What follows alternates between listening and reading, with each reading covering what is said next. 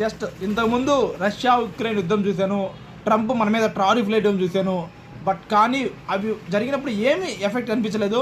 But for the first time Israel Iran యుద్ధం చూసిన తర్వాత యుద్ధం ఎఫెక్ట్ ఎలా ఉండిద్ది అనేది నాకు అర్థమైంది. అంటే 1 day just PVC pipes 20 rupees just అలా వెళ్ళిపోయింది.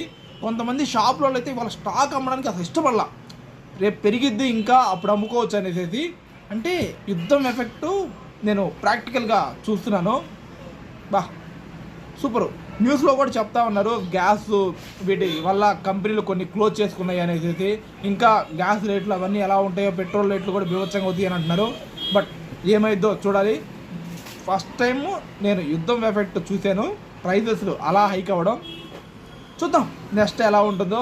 వినాయక ఎంటర్ప్రైజెస్ ఇన్ గుంటూరు ఏమైనా మంచి ప్రైజ్లో కావాలంటే మాకు కొటేషన్ సెండ్ చేయండి, ప్రైజెస్ వేసి